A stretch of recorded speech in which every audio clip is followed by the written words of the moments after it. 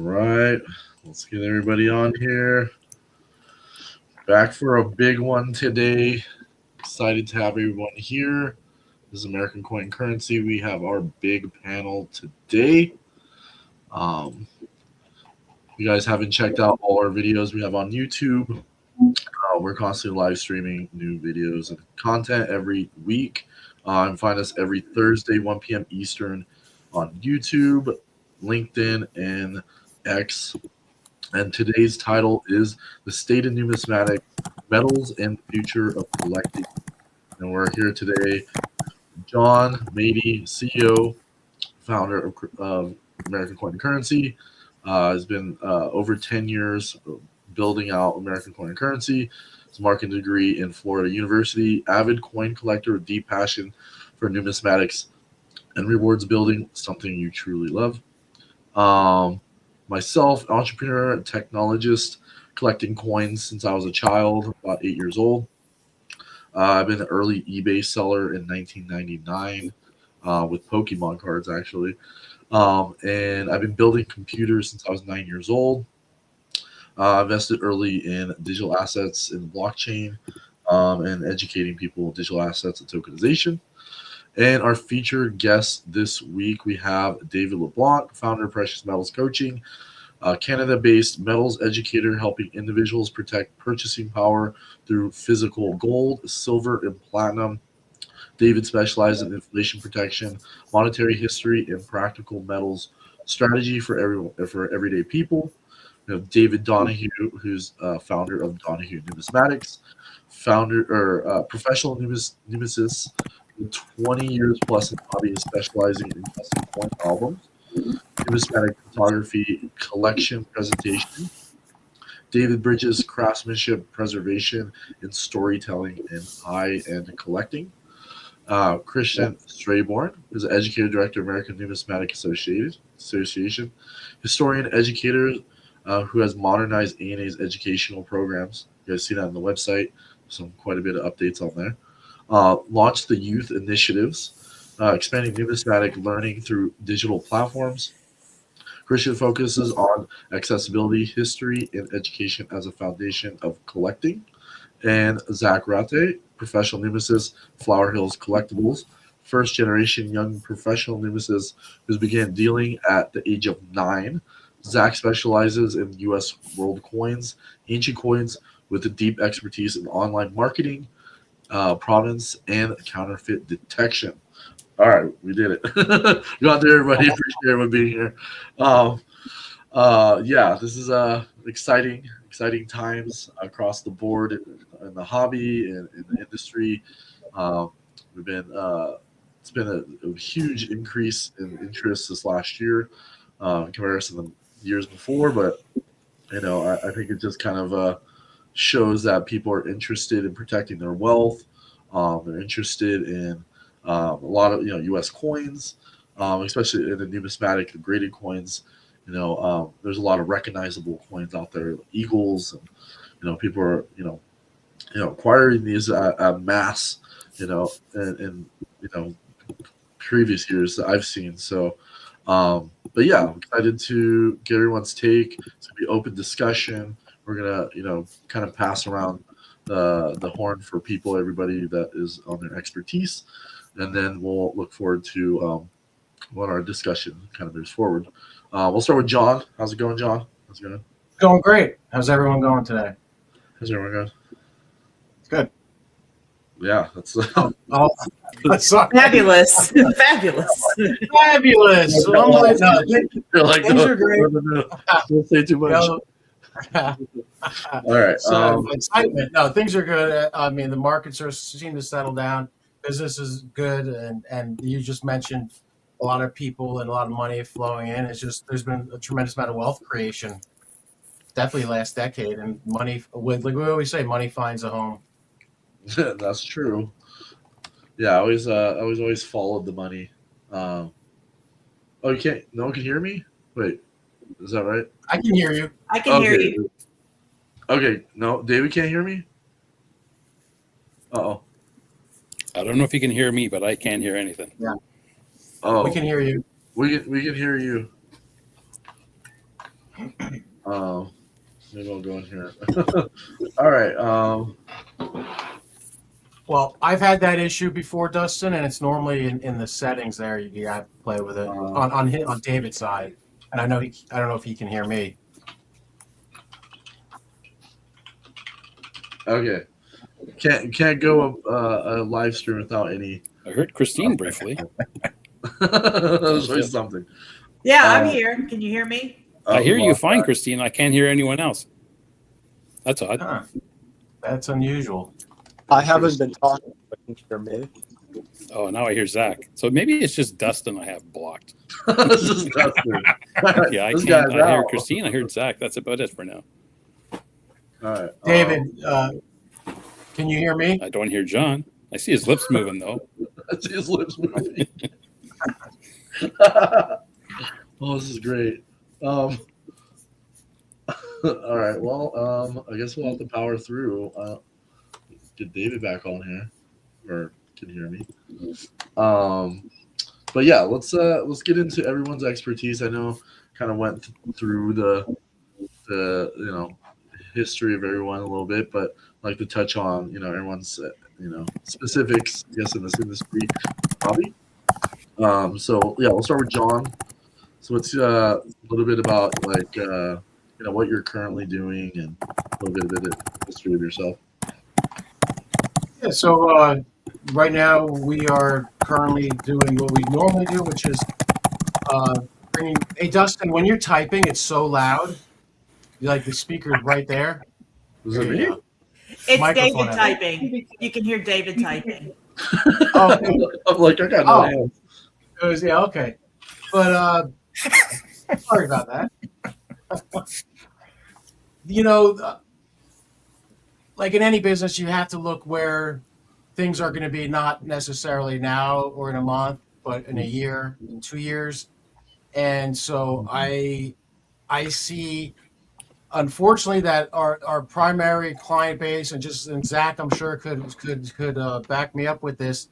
There are a lot of older people, and so bringing new people into the fold, younger generation into this hobby, into this wonderful hobby, is in my mind paramount. And so to me, education is the best way to do that, and that's why we've been doing this, and it's been successful thus far. So I just see that at least for American Coin and Currency, moving forward, we want to really, our thing is to really cater to individual wants and needs, and that's what we've really rendered down with our customers. And I started that push about a year ago to really get down to the nuts and bolts of why and what are you looking for, what is your perceived outcome with what you're doing. And so just having that, and I think people are in general getting tired of talking to an automated person, an AI bot, and people just want, who doesn't want good customer service at the end of the day? So that's really our push, and I don't think that'll ever go away. But as far as using current technology in the business, that's something that's rapidly moving forward. So it's exciting. Yeah, it's exciting to have been a part of like this, next stage of the business. And yeah, I've seen a lot of interesting dynamics since then. So yeah, it's exciting to be here, a part of that. Christian, how's it going? Fabulous. Get your take on what's going on your side. You're building out the youth programs, you're building out the website, so things have changed quite a bit since you've been around. So Yeah, maybe a little bit about what you're doing and what you're excited about. absolutely. Yeah. So I'm Christian Strayhorn. I'm originally an educator by trade, historian that became an educator by trade.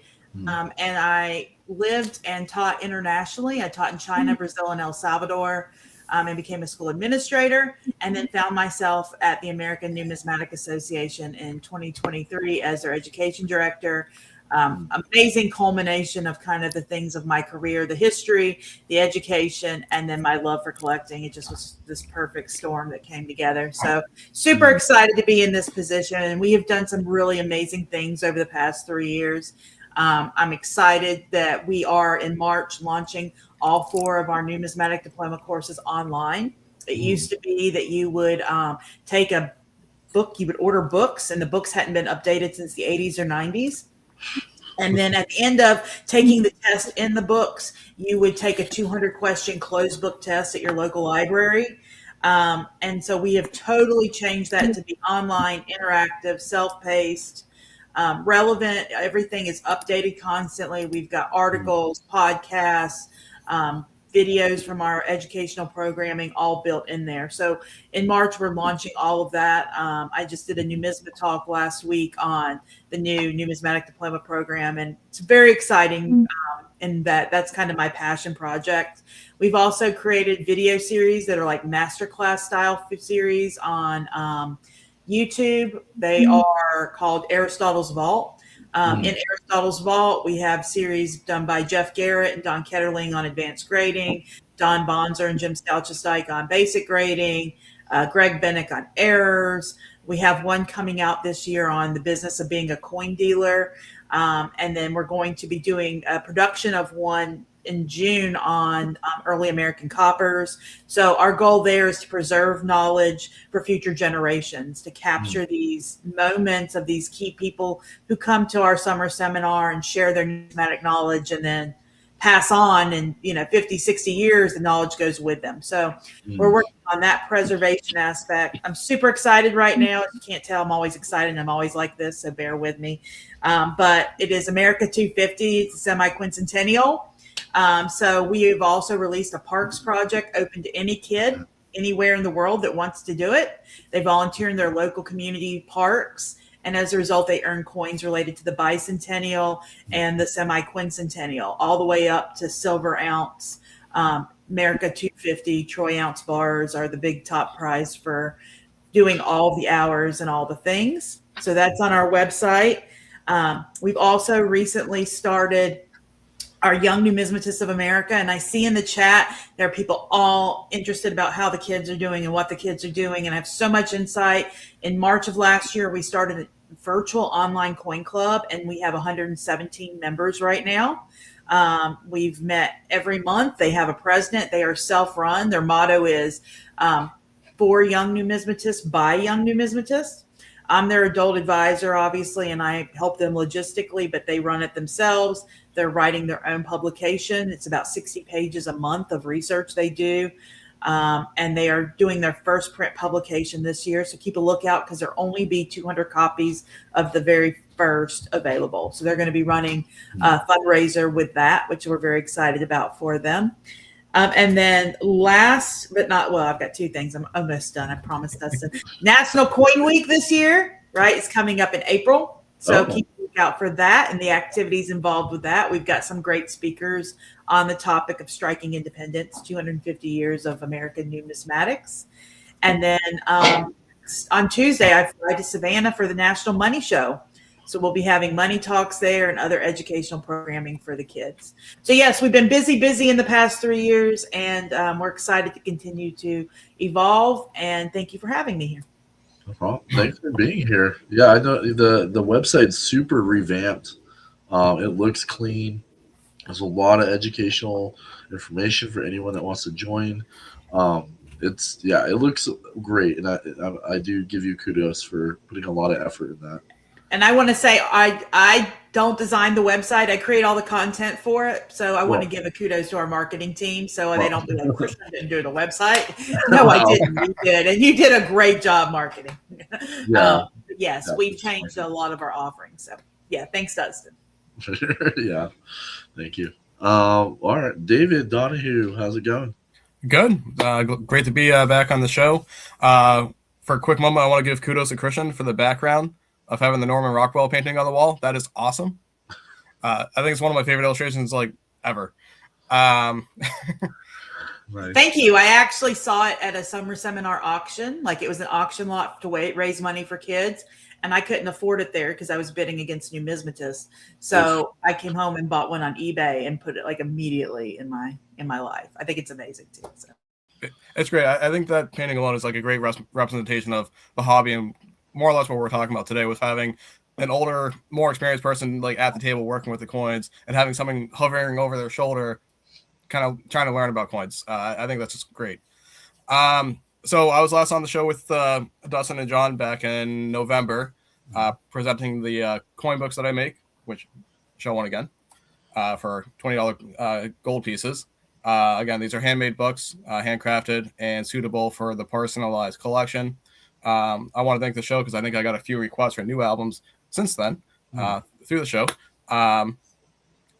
Years has become popular. I've been to a couple of local shows since then, and people are coming up to my table. I started selling coins for the first time, which has been pretty nice, using some of my own personal collection to generate liquidate and get more coins in. And that's working out very well so far. After listening to the show you guys did with Zach a few weeks ago, that was more inspirational to really put myself out there to try to get more in that line of sight.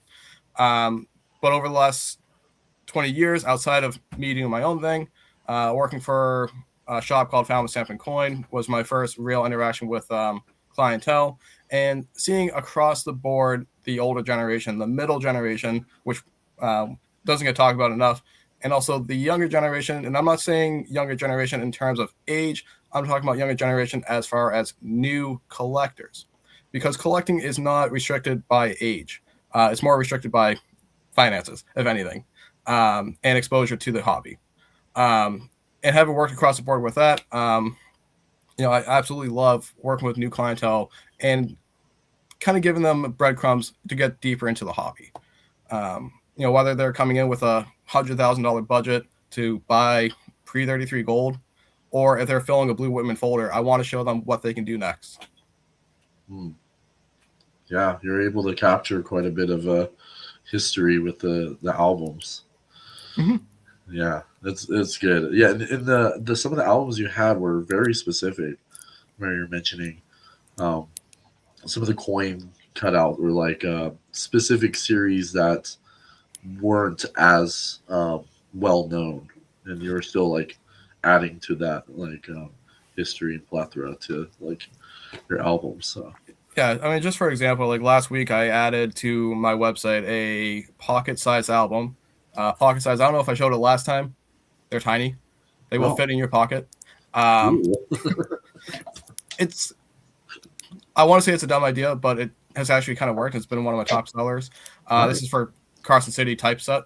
Last week I added a similar size album for Germany for Pfennig, which for those who don't know, it was a 1-year type at the height of hyperinflation in the Weimar Republic era of Germany post World War One.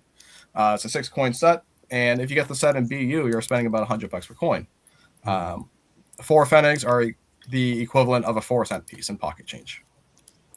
Okay, it's interesting. Yeah, there's a lot of value there for sure, especially the smaller size pocketbook.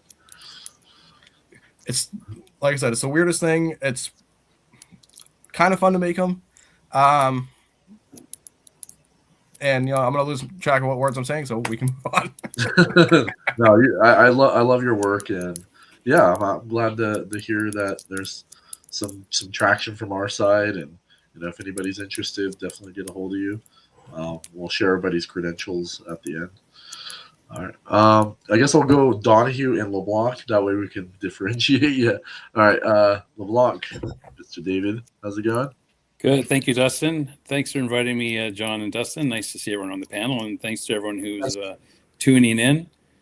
My name is David LeBlanc. I'm located in Canada, and I run a precious metals coaching business. And I'm just looking at the comments, and one of the questions I see are why are numismatics and financial literacy still missing from formal education? And that's pretty much the reason why I exist. It's my passion to help to educate and inspire people to know more about precious metals, because it isn't taught in schools. It often is not taught by our parents, and it certainly is not taught by the financial and investment industries. And the reason for that is, sadly, like most things today, and you can't make a buck off them enough, right? They can't, and I say they, I mean the financial and investment industry, because unlike stocks and ETFs and mutual funds and bonds, there's no transaction costs necessarily. There's no ongoing fees, no MERs. They can't make enough money off them so often. They just don't bother offering them or suggesting them if they're an advisor. So, people often don't know of precious metals because everything's digital today, and we often don't talk about them. And when you do want to go learn more about them, it's very difficult, I find, to get. There's tons of info out there on YouTube, but again, like anything else in life, is what's right for you. So I try to fill that gap by offering unbiased, my opinions, honest opinion and insights. I don't sell coins. I'm not affiliated with any dealers, because it is rather difficult that I hear from my clients, and even myself when I first got into this many years ago, to get some really basic answers to some of my questions, like what the hell are precious metals? Like really basic questions. What is gold? What's the difference between gold, silver? What is platinum? How do I buy them? How do I buy them safely? How do I store them? Do I buy gold? Do I buy silver? How much of each? So as John kind of mentioned at the outset, when I talk with either a potential client or just somebody who's asking me questions, the very first question I ask them is why? Why are you interested in precious metals? What do you want them to do for you? And especially these days, I find that super important because there's been so much hype during the past few months, especially with silver. All the precious metals have garnered a ton of mainstream attention just because of the investment aspect. The prices are at all-time highs. But my mantra is precious metals, it's money first and an investment second. So starting with your why in terms of, am I looking to obviously preserve my wealth or inflation protection, or maybe I am looking it to grow as well and maybe to leave a legacy, then that helps the person to identify what their goals are for when prices do spike or when maybe they start to go down. Going back to your why helps to recalibrate you, remind you of what you want them to do for you, and helps to kind of soften the ups and downs and hopefully remove some of the emotional aspects. And one of the things I do with clients is to develop a personalized precious metals plan. I don't know, if someone knows, I don't know anyone else who does this, which is kind of interesting. Financial advisors will give you, investment plans. But I don't know. And again, if someone out there who does what I do, I'd love to chat with you. It's I find it fairly unique, and it's to have that honest conversation about what's right for me. And they may not be right for you, but in most cases they are, because, like I said, they're real money first. Wise words. Yeah. I've always enjoyed your wisdom for sure. Just comes with age, just being too old. Yeah, well, it was exciting to hear your thoughts, and it's always good to have that knowledge background and give people a safe passage, especially when they have this, in the longer term, if they want to invest or if they have some wealth that they want to pass on to their children, and everything's fleeting, I guess, in that sense. So it's good to I find it very important these days because actually I'm very happy what's going on with the prices. And I don't want to be fixated on prices because it is money first, right? But I'm very happy because we're getting a lot of, I think Christian mentioned it, we're getting a lot of new people and younger people into precious metals for the first time because it's getting a lot of free marketing out there in the news, the Bloomberg network, and all these news channels. But again, because they're not taught in our education systems, and often our parents aren't even aware of them, and if they are, maybe not getting the greatest advice from mom or dad. So a lot of new people are coming into the space, which is fantastic because it's been a long time since precious metals have had any kind of light in the sun, right? I mean, it's been 20 years, and so during the past 20 years, it's only been the real geeks like us who have been into it, who know the true value. So hopefully this is a renaissance of sorts to get the next generation into the metals. Yeah, it's a perfect segue for Zach. Hey, Zach, how's it going? It's exciting for you, and a little bit about what's going on your side. Yeah, I was on here earlier in January, right after the fun show. I appreciate y'all having me back, be a part of the panel. I'm getting excited to go to Savannah. I believe it is the first time that they're doing the ANA show in Savannah. Correct me if I'm wrong, Kristen. But You are correct, and it is Christian. I know it's hard for people, okay. but no, it's okay. It's okay. Announce this. Okay, I was Trust right. me. Okay. It's the world's major religion. Just think. Okay. Yep. And yeah, I know. So yeah, I'm excited for that. It's just going to be a buying trip for me and Olivia. It would be something we'd consider setting up at, being behind, having our own table, but with Baltimore right around the corner, which is like a big show for us. We have 3 tables. We kind of go all out. We bring our entire inventory there. It just made more sense to fly down there for Savannah as a quick buying trip, and then get ready, get prepped for a road trip out to Baltimore, which is always fun. In terms of like what I'm seeing for new collectors, and I think David Donahue made an interesting point about this, is like how you can almost group, like, regardless of age, collectors based on how new and how knowledgeable they are to both like the market and the coins themselves in like a similar category, because I do know quite a lot of people that are like maybe in their 40s or 50s that they'll inherit a collection or something like that, and then that will kind of be a catalyst for them to get into like understanding and learning about the coins themselves, and maybe buying and collecting coins themselves instead of just going right away and selling this collection to a dealer for quick money. So that's something I've been noticing a lot, and I think like one of the things that like I struggle with like understanding, but I get it, but also it's like a difficult thing to like support, is a lot of people, like when they're in that situation, they'll have a certain budget that they can spend on coins every week or every month or whatnot, and they'll end up buying as many coins as possible from a wide array of series and countries and things like that in order to get the dopamine of buying a bunch of coins.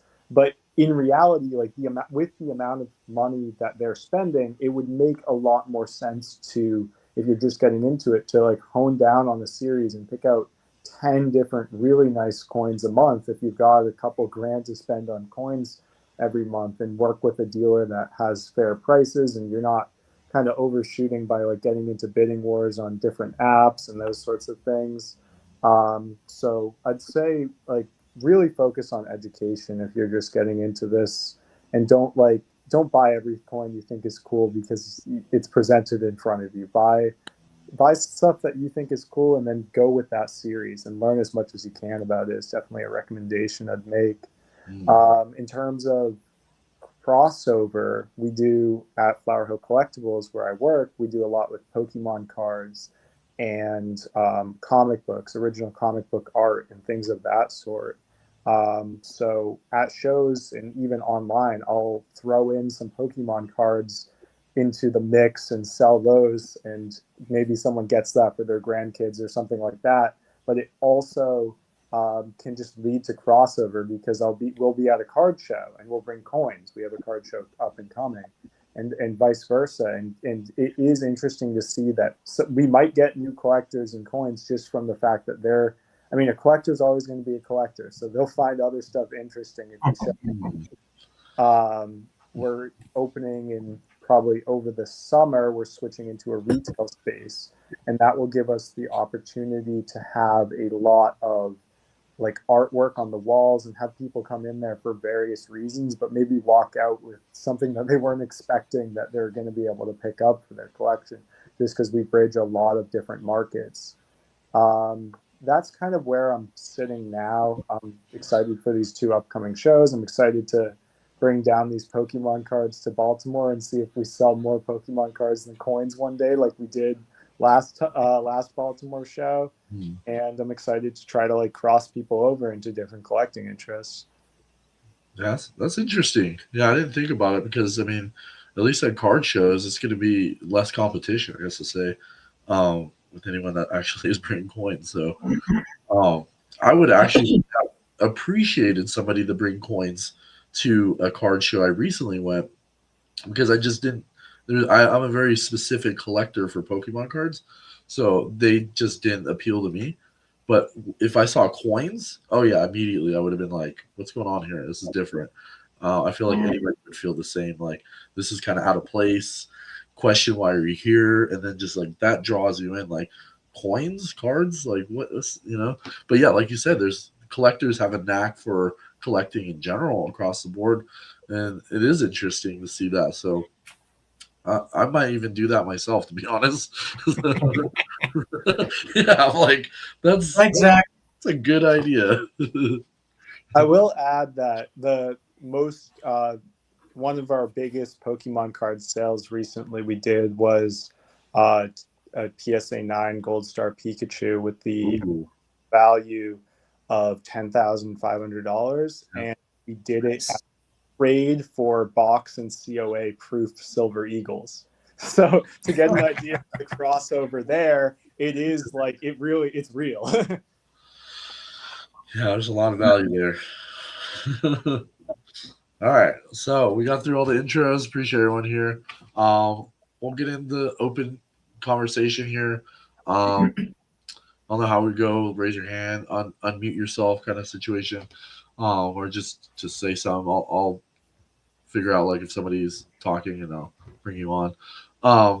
Kind of just like a general question, as to say, like, what is like, how is education becoming more valuable than timing? You know, the market's changing. You know, people are shifting into, you know, precious metals and numismatics. You know, but education is like obviously most important. Like, nobody knows exactly from the beginning. You know, maybe they've stumbled upon it. Maybe their parents were interested. Maybe some of that information was passed down through, you know, being able inheritance. So, like, what's your guys' idea of like education, just in general? Like, how's that the most important aspect? I mean, Well, I can start. obviously, Oh, go ahead, Christian. Oh no, you start. I can rattle you. I'm okay. Yeah, you start. All right, we'll go. Yeah, LeBlanc, and then Christian. I mean, I think with anything in life, education is key, right? Whether you're shopping for a car or a house or planning a trip, I mean, or else you're not really sure what you're doing, and your risk goes way up, right? So I think when it comes to precious metals, I think it gets back to at least the way I approach it is why you're interested, what do you want them to do with you, and then as soon as you've kind of figured that out, then you can start to hone in on, okay, well then what would I buy, right? It's no different than it's any kind of shopping, right? Like I said, whether it's a car. So as soon as you figure out what you're looking for, then you can start to hone it down. But again, what I find the challenge today is finding that education, finding the right education that works for you. It's really difficult, I find, to access people who are knowledgeable and are not trying to sell you something all the time, right? In the precious metal space and in any space, really. So finding the right answers to your question, I find is super important. And knowing, sometimes you don't even know what to ask, right? And so I think a real... Can you give an example, David? Pardon me? Can you give an example of that? Yeah, I was just about to do that. So I think one of the best examples I see, and one of the suggestions I do, as I say, listen, go on the internet and search for local coin shop. And hopefully that individual has a local coin shop in their area. And one of the best things to do is to go down and chat with the owner, right? Often a reputable coin shop, if you're a new customer, is more than happy to spend some time to introduce you to the world of silver and gold and platinum, to show you what they have, to distinguish between bullion and generic rounds and constitutional and junk silver, and same with gold. And whether you walk out that day with metals in your hand, at least you'll have a better appreciation for what they are and maybe what they're not. And I think this is extra important today because precious metals have received so much hype, right? That they're being sold at Costco. You know, they're all over the news, and there's so much FOMO. I find that a lot more clients coming to me lately is because, oh, I don't want to miss out. I got to buy something, right? But they're not educated enough to know why and maybe what. And, you know, what could happen down the road, again, like when you go into any kind of purchase. I wouldn't even call it an investment, but a purchase, or I call it trading up your fiat dollars, is that you may become disappointed or frustrated or pissed off if down the road, let's say the price drops 10%, right? Or 20%, right? Or the other thing too is, and we often forget about this, is, well, what if the price, let's say silver, what if silver goes to 250? What do I do? Right? Do I sell it? Well, why would you sell it? You're going to go right back into fiat dollars, right? So being educated, being literate in finances in general, I think is a massive gap these days. And somebody mentioned it, I think it was you, Dustin, even just having a practice, it's not even a plan, just a practice to take X% of your pay to put it into precious metals. Most people don't even take a percentage of their income and put it aside. Most people don't even have $1,000 in an emergency fund. So there's a lot of basic financial practices that need to be done first, because what's the point of buying precious metals if you have $15,000 debt on your credit card? So I find a lot of what my work is to back up the bus a bit and talk about good financial habits and the bad ones and how we can get rid of those first. Because at this time, or at that time in chatting with the individual, maybe precious metals is not in the cards yet because they're sitting on $10,000 in a credit card debt, or finding the cash is just, there's not enough cash flow right now. So whatever the case may be. So education, it starts with that. Sure. Christian. And I was going to, I can piggyback on that, coming from the world of like education and why isn't financial literacy taught in schools? Like where is that gap happening? When I was 8 years old, my grandfather sat down with me and he was like, here are my bills. You are going to write my checks for me for the rest of my life. Okay. And he could do it. Right. But it was a matter of, you need to understand how to balance a checkbook. Right. And then when I was in high school, you sat and you practiced writing checks and balancing a check. Like it wasn't a whole course. It was a section of your economics course for 2 weeks where you focused on financial literacy, which is not nearly enough. Right. And the question is, why aren't school systems catching up with that and going, this is a thing? And a lot of it deals with just the reality and the way schools work. It takes years for the smallest innovation to come into classrooms, right? So even the internet is just now accessible to everyone in a classroom. And we were talking earlier, this is 30 years down the road, right? So it takes that amount of time. And in the past 25, 30 years, we've seen financial means completely change and transform. It's gone from, I had to write a check when I went to Walmart when I was 19, right? I'm 44, I'm not 90, right? But I did. I had to write it, and I kept a checkbook, and I still, you see that, and schools haven't quite gotten to where, how do we teach about financial literacy in regards to debit cards and credit cards? And now, because even teachers don't necessarily understand those things that are transitioning or happening. I think one of the great things about precious metals, and when you educate in precious metals, and we are getting a huge influx right now in people who are taking our programming on introduction to numismatics, not because they care about ancient Rome, but because they just need to understand the big picture before they jump into that world. And so when you look at precious metals, precious metals, this is a story that has been consistent throughout time. There are cycles, right? We know that. We know I can look on my kids' message board right now and see 13, 14-year-olds going, when's it going to bottom out? You better hope it doesn't bottom out. I have a 15-year-old who's selling all of his lower graded coins in silver and buying something much nicer. Because this is the time that he can he's 15, but he's also a numismatist.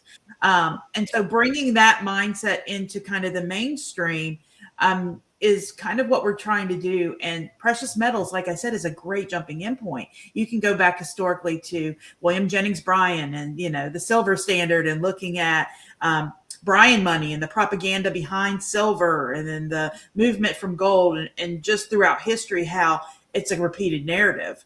And then, of course, the 80s had the explosion. The early 80s had that precious metals explosion as well. And how did that play out? Doesn't mean it's going to play out the same, but education provides clues as to what you can expect. And like David said, how you can protect yourself.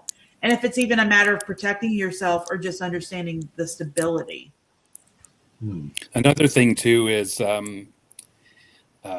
they want us in the system, right? In the financial system.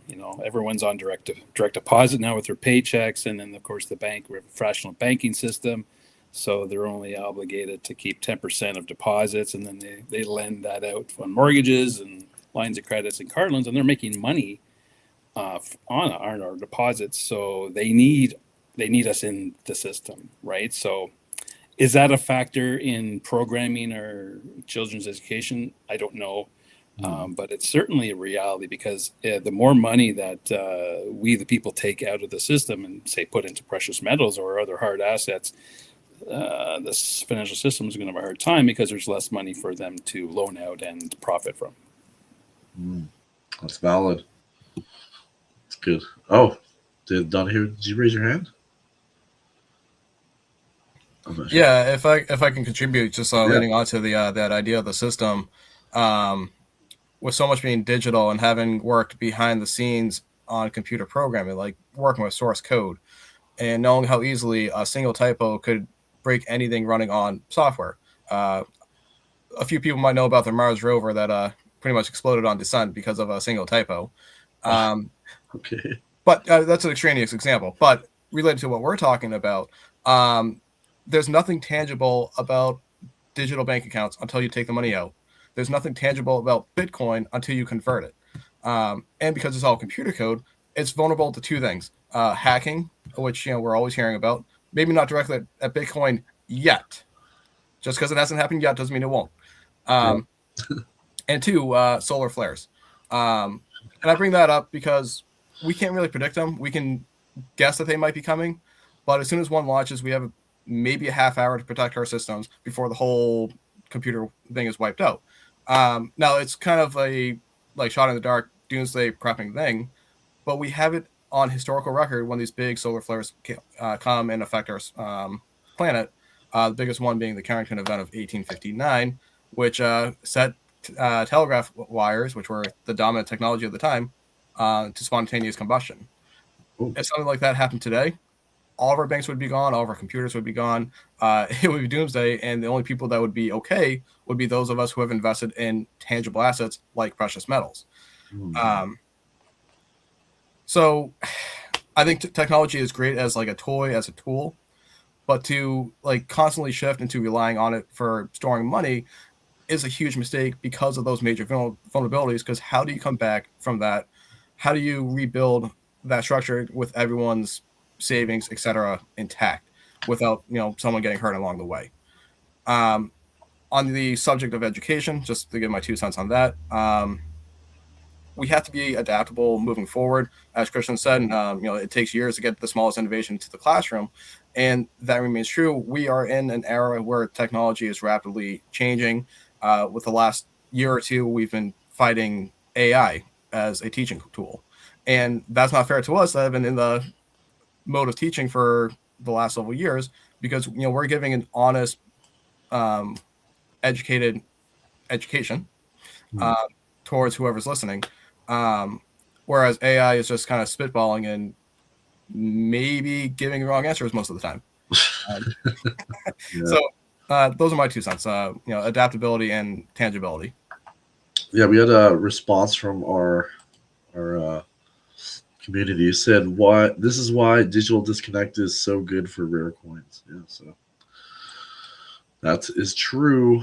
Yeah, anything that is physical is going to really hold up in value over time. And yeah, exactly. If there's solar flare, if there's a quantum computing, it's going to ruin Bitcoin, the SHA-256. It's just kind of across the board. And it really kind of kind of boils down to physical assets, precious metals, numismatic, graded coins. It's always going to hold value over time, and they only become rare over time in general. There's always an intrinsic value when it comes to metals in general. So yeah, I mean that's good insight. We're going to move into the next question. This is more geared towards. I think Zach had his hand up. Not. Oh, Zach. Oh yeah, Zach. Yeah, of course. I'll share. This is more on like the side of numismatics, but yes. I'd say that if you are being fed education on, oh, you should buy this coin or that coin, or I guess even in terms of different bullion products, whether that's bars or rounds or government stuff like silver eagles or Chinese pandas or those sorts of things. If you are being advised by the person selling you stuff on what you should buy, that they have an implicit bias in order to sell you stuff that they don't want. Like at the end of the day, like a lot of people will tell you, oh, these are things that you should be buying, but if they felt that way, then they'd probably hold on to it in the long term. I mean, given that, so I'd say like anytime you get a hint from someone where they're like, oh, I don't think this would be a good thing to buy, or is willing to say something negative about a product that they're selling, it's probably a good sign that that's a good person to work with. Because if someone, every single coin they have, they only have great things to say about it, and they'll never say anything wrong with why about collecting, why it's important, or why it would be a good investment, or that sort of thing, then they're lying to you at some point if everything they have is fantastic. So get your education from people that are willing to admit that some things are not all fancy and great. Yeah, and I think Zach raises a really good point in talking about education. Understanding the difference between spot price and premium, right? That's a really good place for someone who's maybe just getting into this for the first time, whatever their age is. Well, they'll go down to the coin shop or they'll look online, and the question I always get is, well, how come when I go online, it's always more in the spot price, right? So understanding the dealer price, the premium, and the spot price, and understanding, like Zach said, the difference between bullion, generic, constitutional, and numismatics, right? And the first thing I tell someone is to do not start with numismatics. That takes a lot of knowledge, a lot of experience. If you're not savvy enough, you could pay way more than you're supposed to when it comes to numismatics, whether it's rare coins or special editions. Because if you're new, you just don't know enough, right? It's like, oh, this looks nice and shiny, or they'll pay maybe hundreds of dollars more than they're supposed to, or sometimes thousands. So what I always suggest to people is start with the bullion of your country, right? That's a good place to start, at least because it's recognized, it's liquid, you can trade it, you can barter with it, it's going to hold its value. So again, like anything else, if you go into a transaction not armed with education, you're very vulnerable. Like you said, Zach, the person on the other side of the table can start to suggest and push their bias on you, and you may walk out with something that either doesn't serve you, you paid too much, or is not going to suit you well. And I just say one last thing, because it kind of connects all three, specifically what the two Davids, I'm just going to call you the two Davids said, which was David Donahue said something specific about, solar flares. And this would be my biggest piece of advice to anybody who's new to the world, which would be, don't panic. Like, don't hear the line he just said and now go out and sell your house and buy gold. Like, a lot of people get that sudden, twitchy, oh my God, I got to do it now. I got to do it now because it's going to drop. And if it drops in the next 30 seconds, and therefore they do what Zach says, they make really bad deals. They go to coin shows, they buy whatever they can find. And so this is, to me, the biggest key of education is, even if it isn't in numismatics, even if it is talking to a coach like David LeBlanc, or doing research or whatever, make sure you're informed and you're educated enough to where you don't operate on that level of, I have to buy before the solar flare ruins my world, right? Yeah. Yeah, no good decisions are made on when you're with fear-based buying.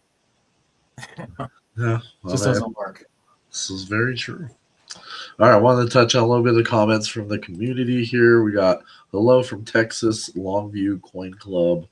Thanks for joining us this week. Thank And then yeah, we had let's see, I wanted to get a question here for the younger audience.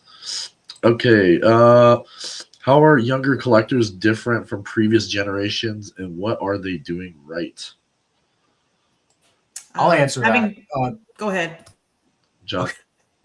They're different because their knowledge base is much more expansive than even 15 years ago. The amount of information that's readily available is absolutely mind-boggling. So that's right foremost what's most different than even a decade ago, and that's great. But it can also be detrimental in that sometimes too much information makes over-analysis causes paralysis. I'm sure we've all heard that saying. And sometimes decisions aren't made because the amount of information is overwhelming. And that's where a trusted partner comes into place to kind of decipher all of that information and render it down to something that's easily absorbable to the end user. I think one of the misconceptions too a lot of people have about our young collectors is that they really two things. One is that they're so technologically savvy now that that's all they want. And what's interesting about numismatists, young collectors, is they use the internet as a tool and they do research, and you're like you said, they have everything at their hands, but they still like to touch coins. They still are into that tangible world. I mean, I have kid collectors who collect just books, who collect auction catalogs, who collect, so it's not, I don't want people to think that the kids are all online now, because, when I was brought in, it's like, well, we got to reach the kids online, which we have and we're doing, but there's still that basic piece of them being a numismatist that doesn't necessarily want to be online and do everything online, that wants to be able to experience and exhibit in person and talk to people about their coins. The other major misconception I would say is that, and I think this is an eternal and will forever be a myth of the coin collecting world, and maybe one day it will be true, but that is that coin collecting is dying. We've got to catch this younger generation and we've got to give them interest. So not true. They are there. They are excited. They are just as excited about the 1856 Flying Eagle as people were 50 years ago, and they're growing. And now I think, as John said, with all that accessibility, they're able to make more connections. So we're seeing them younger and more involved and more, Zach, we were talking earlier, started, his business at 9 years old. We're seeing that kind of thing happening because they are able to make those connections and see a kind of a different world than pre-internet. True. That is very true. To add, I guess, so I'm the youngest one here, to add a bit of my perspective is that within the past, well, first I'll start with that, like human connection and being in person and touching coins really culminates at like the national show circuit. I understand like the economic stuff behind not being able to attend national shows, also between that and being in school. My senior year of college, so last year, I was skipping a lot of classes and figuring out a way to make it up in order to attend national shows around the country. Because for me, I knew that by when I was ending college that this is the path I wanted to go down. So if I was getting B's instead of A's, it really wasn't that important to me in the grand scheme of things. But because of that, the amount of people I met in the community and the industry that are my age is fantastic. A lot of people get really excited about these shows, and I'll go out to dinner and everyone's around my age or younger with people that are heavily involved in the coin industry, and that's like an incredible experience. I will say that a lot of these people are just so talented at grading and know how to price a coin between wholesale and retail side, and just know how to look at a coin the right way. And wildly impressive, a lot more impressive than a lot of these older, like 70, 60-year-old collectors that are arguably, will say they have more experience, but they honestly have less because they haven't spent as much time in the online spaces and just looking at as many coins and connecting with as many people as these young kids have. And then to close this out is, I, for the first time ever within the past like year or so, I've been talking to collectors that are, and dealers that are in high school, like maybe 15 years old, 16 years old, or going into college, and they're looking to break out and try to figure out whether this is going to be something they do full time, what path they're going to go down in numismatics, like what box do they fit in as a person in the industry, and whether this makes sense for them. And like to be able to mentor people that are in a very similar situation to where I was 5 or 6 years ago is incredible. So I've had like 3 different kids that I've had discussions with within the last couple months, where I am advising them on what the right path might be. And that might not even be to be doing coins full time. If they want to get their degree in engineering or something like that, and that's the path they really want to go down, and they can make a living, then there's always room to step out away from that and do coins full time later down the road. But just to encourage people to be involved is it's an incredible opportunity that I've had. And that's because of the online spaces like Facebook and Instagram. Yeah, that's true. Social media has really changed the landscape and education, like mentioned John. There's a lot of education out there now, more than ever. But that still comes down to the tangibility of the coins themselves. Regardless of any age, you really can't. You can't. There's nothing that replaces that. And I think earlier we mentioned about AI and about having actual operator or people that work with you directly. It really comes down to that connection and ability to really get to talk to somebody that is knowledgeable, having that education and steering you in the right direction. That's it comes down to education again, but also the young generation is curious, but at the same time we have all this technology, but that connection is disappearing. There's a huge disconnect. So I think this kind of gives us that full circle when it comes to having the coins and ability to look at them, and there's specific years and dates and errors and fractionalizing of specific coins. And I think anybody that comes from different walks of life is going to identify themselves with specific collections and the ability to really have a knack for certain ability to see specific coins, the year and date or errors Zach mentioned about specifics. That's very important to have an eye for specific coins. So it's always good to know that people are really finding their way and navigating regardless of age. And it's always exciting to hear that. What I find in the world of precious metals is it taps into our deep-rooted childhood of when you're a kid, you collected something, whether it was rocks or shells or hockey cards or Pokemon cards, right? We all probably collected something as a little kid, and then of course you grow out of that, and then as you get older, I know for me, you get back into precious metals, like, oh yeah, I feel like I want to collect this. It's kind of fun, and that's the one thing that I think a lot of people maybe discover. Maybe that wasn't their intention. Is that this is fun? Let's go down to the coin shop and see what they have today. Or let's go look online and see what, see if this series is out, right? And you can't say that with fiat dollars or anything stuff like that, right? So at the end of, for whatever reason that I find that people get into it, whether again it's to have more financial privacy or inflation protection or maybe they just love the designs of the various coins from the various mints. At the end of the day, it kind of taps into that childhood feeling of just collecting something. And of course, what better thing to collect than precious metals, right? Yeah, I love that nostalgia take. Yeah.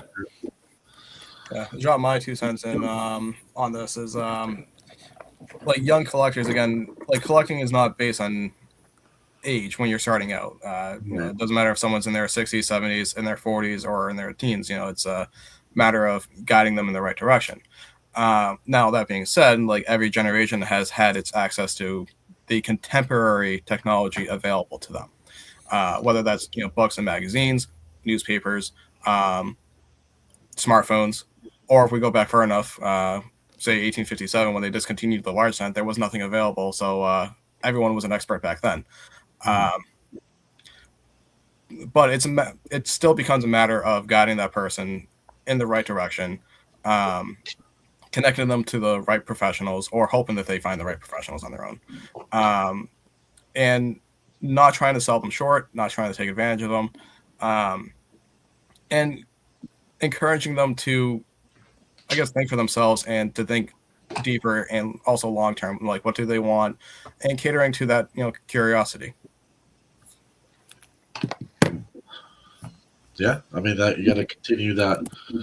Yeah, exactly. It's like regardless of what age you are, that curiosity is really going to bring you to either investing or just education, just asking questions in general.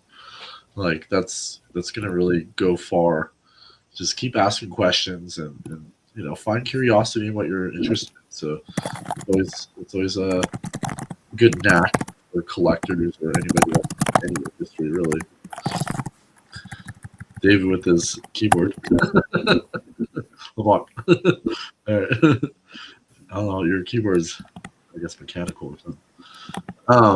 All right, let's get into. We've got a question from the audience. What separates a hobbyist from a professional in numismatics?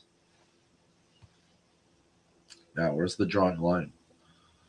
I get hit with this all the time because I'm a collector, and I wasn't initially a coin collector when I started working in numismatics. But in the past 3 years, I've educated myself to not be an expert, but to really understand numismatics, counterfeits, errors, like just the whole realm, right? And I call myself now a numismatist because I can have numismatic conversations and coins interest me, and I do collect, certain coins, usually pop culture coins, which again, people come to me and they go, those aren't real collector's coins. You're not collecting large cents and you're not collecting, and I'm like, well, but they're coins and I'm not collecting them, and I'm collecting them for a reason that's very, so I find myself sitting on this line of, I feel like a numismatist. Other numismatists are like, you didn't choose this path. This path was chosen for you. Therefore, it's really cool. You're dipping your toes in, Christian, but maybe one day, it's a really weird kind of cultural thing. And I'll let you guys chime in from there. But I do feel that, I feel that now I have enough knowledge to consider myself a numismatist and have enough interest. But I'll let you pick up from there. You can tell me if I am or not. Well, real quick, the question was the difference between a professional, right, and just a separate hobbyist from a professional numismatist. Yeah. Okay. Yeah. So I agree with what you said, Christian. I speak with customers that know significantly more than I do. They're not professional numismatists. They're just been collecting for 60 years or more in some cases, and they are literally encyclopedias, some of these people. So to me, when you you have to have a large knowledge base to start selling coins professionally, because you will encounter people like that. And if you don't at least have answers and be able to have a conversation, an in-depth conversation, you're never going to get that person's confidence, and that will never transition into a transaction or a sale or a buy even, or a trade. So yeah, there's I tell my coworkers who we rarely hire, as you know, Dustin. I've had the same people for over a decade for the most part. So in the rare case that we do put out feelers to bring someone into the fold, and they're not necessarily experienced, obviously prior experience in numismatics is huge, because trying to teach somebody the process is just so long. But I'll tell someone who might come in, I put out an ad, well, feelers, I should say, with a recruiter a while back, and a couple people came in who did not have experience in numismatics, but were rock stars in their field of sales. Okay. And so what I told them was, look for about 2 years, invest about 2 years in yourself of really learning and studying, and all the, accoutrements that are involved with that. And after 2 years, we'll see where you're at. But I mean, it's a process. So, yeah, I mean, it just takes time and effort, and you have to love it. I mean, this isn't something that you can fake, like, doing it. Either you love it or you don't.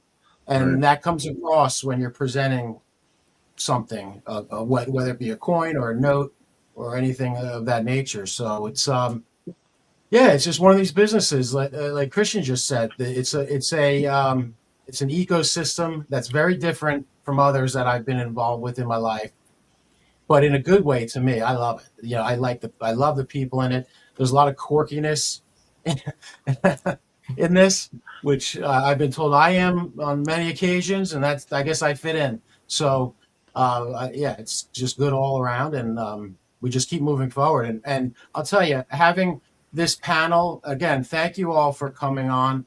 Dustin and I were speaking the other day about each and every one of you, and Dustin was like, "Do you realize that, like, they're all the tops with what they're doing?" I'm like, "You're right. I absolutely." And so by us getting all together and having these conversations, and just, we have so much knowledge between all 6 of us, and to be able to put that out to the world for people to absorb and hopefully use, that we have a responsibility, right, of providing top tier quality information that can then be used to hopefully either continue in the hobby or get into the hobby. So thank you all. Yeah. Thanks, everybody. David, or Donnie.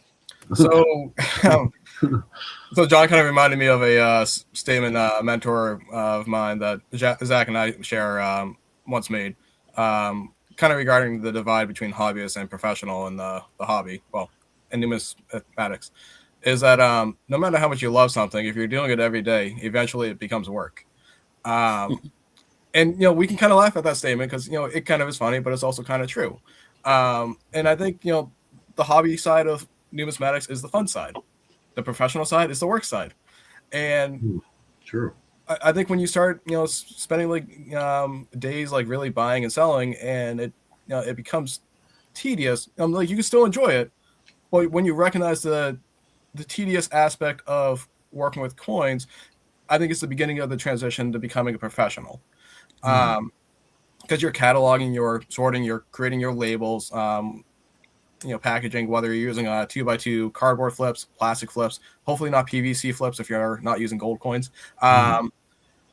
Once you have built up that knowledge, whether it's 2 years, 10 years, 20 years, I think once you're able to take that information, convert it to someone else who might not know, and also feel the tedium of working with all this, I think is a good dividing point between being a hobbyist and a professional.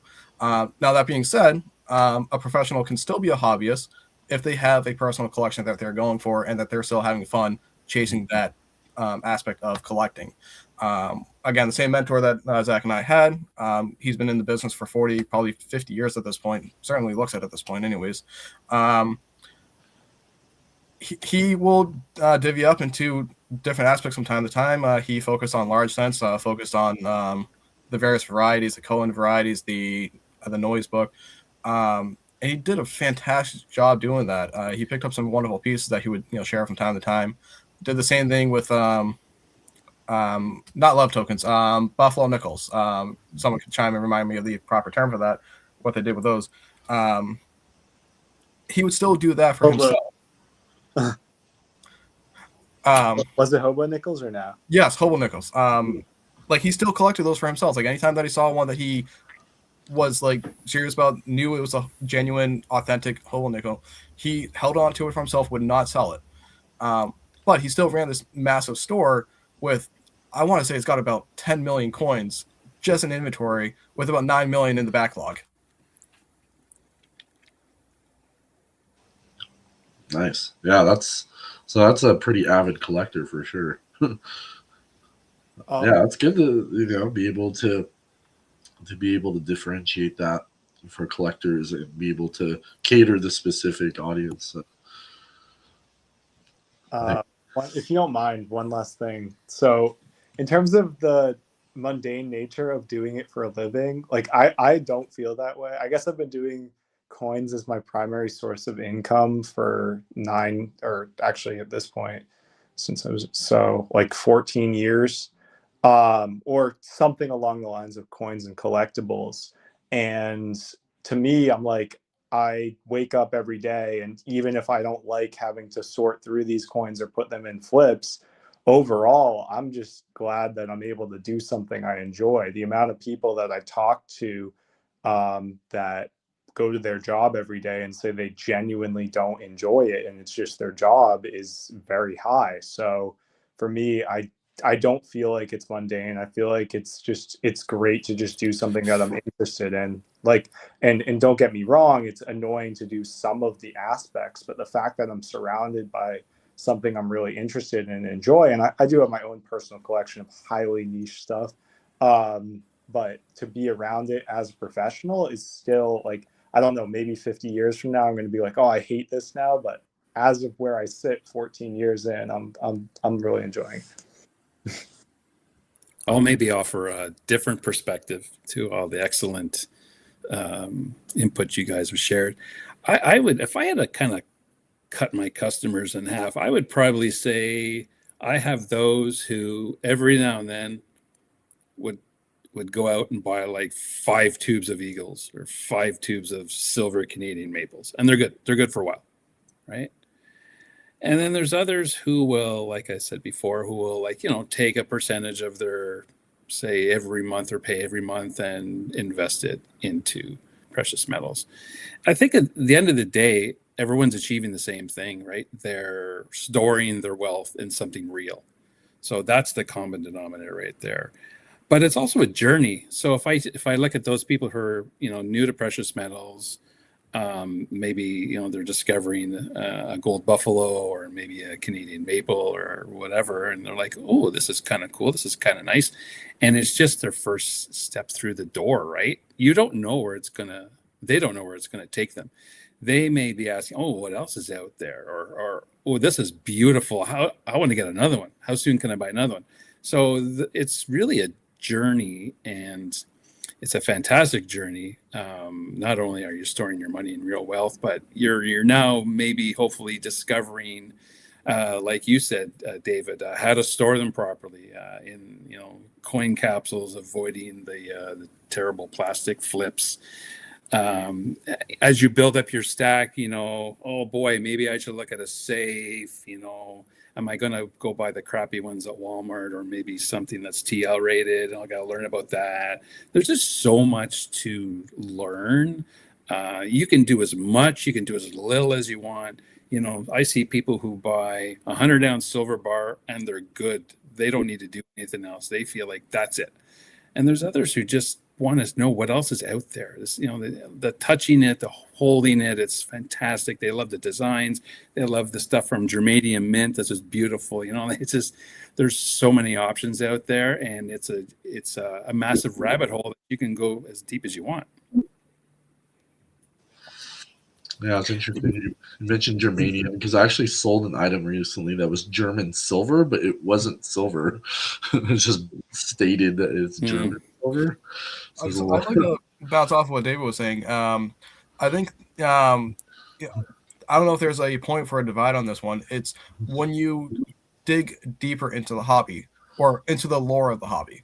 At that point, are you still an hobbyist, or are you a professional at that point? When you're, trying to uncover mysteries either for yourself or, mysteries that are unknown in general to collectors worldwide. Like, we still don't know if there is an 1870 San Francisco quarter hiding somewhere, for example. If you get into a mystery like that, are you doing it as a professional, or are you still doing it as a hobbyist? Interesting. Yeah, that's I think that kind of I guess if you're gonna benefit financially, yeah. I think that might be a watermark there, Right. to separate the two. What do you think, Mr. Donahue? Ooh, that's a really good one. I think if you're benefiting financially, that would lean towards the professional side of it. But then again, like, if you're not in the hobby whatsoever and you find the answer to that question, are you pushed right into the level of being professional, or are you just some random individual that got the answer for everyone else? I'm going to say in that situation, random as a one-off. Now, if you go back and do it time and again and then again, then you'd have to be in the professional realm. I would have kids yell at you right now because they would be like, I'm a professional numismatist, but I am not a dealer, right? Like you guys are looking at it from the dealer perspective, and that I have a kid that is the most professional numismatist that will ever be, that collects books, that does research, but will probably never deal a coin in his life, right? So is he a professional, or is he just the highest? And maybe it's not a higher ranking. Like, when I think of it, I think you go from being a hobbyist to being a professional in numismatics. Maybe it's not a ranking system. Maybe it's just a different perspective. Maybe he is a hobbyist. He'd be very unhappy you didn't call him, though, a professional numismatist. So it's an interesting kind of thing to think about. We deal with this with the kids all the time, and adults. You have people who join our programs who want to become dealers. They want to get in, they want to invest, and they want to create investment. It's financially driven. And then you have people who are there because they love collecting coins, and they may not even care about the grade of a coin. They just want to complete a set, or they may, and a lot of times they still have more passion for the hobby than people who have been doing it day after day, year after year, who are like, I'm just now going through the rhythm. I've seen everything. I've touched an $1804. I don't need anything else in my life, right? It's an interesting question. I mean, I don't think there's an answer to it, but what you just said, Christian, is the beauty of this world that we're in. Is that 100%. There doesn't have to be a font, like you have to cross this threshold, like becoming a doctor, right? You have to have this, otherwise you are not an MD or a DO, or a PA, or So, yeah, that makes this. It just, there's so many wonderful attributes, including that, in the world that we all live in and enjoy. So, that was thank you for that. You gave a totally different perspective, because we were all thinking as a dealer. Right. No, I can hear. But like, for me, the first time I taught a class at Summer Seminar, after that, the way numismatists even talked to me and looked at me changed. Like, there were people who, and that's not for everybody, don't get me wrong. I'm not saying everybody approached me in a certain way, but there was this feeling of, in my job interview and on the job description for education director of the ANA, it said, we would prefer a numismatist, but a collector will also be considered, right? And so they didn't even know. Do we have to have a numismatist in this position? Does that person have to become a numismatist? Or do they just have to be a really great educator who understands the mindset of collecting, right? And these are all beautiful. Like you said, they're beautiful questions. And for the first year and a half, until people saw that I could answer questions and built my credibility in the numismatic world, people, treated me differently than they do now. Whereas it's like, oh, okay, yeah, you can talk about that. Oh, you can tell me about some of the factors of counterfeits, and you can do this. And, wow, you can talk about the history and how Greek coins are different than Roman coins. And, it's almost like, and I think this is very true in the numismatic world, and this is a little bit off topic, but that credibility is everything. So if you're a dealer or you're a coach or you're an educator, that reputation you build, that information you put out there is what is going to make or break you in that world, in that you're either putting stuff out there and people can trust you. Trust is so big in the world of numismatics. You guys know that from the perspective of dealers. So big that you're not ripping people off, that you have the reputation, if you're a buyer, that your check is good. If you're an educator, that you're providing updated information. But that building that kind of numismatic resume is super important. And I would argue that probably is what makes you professional in numismatics, whether that's from a dealing perspective or from a historical perspective or an education perspective. Good point.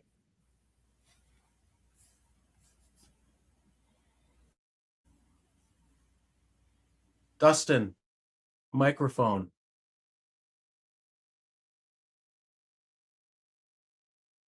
Okay. Oh, I was saying, Dustin.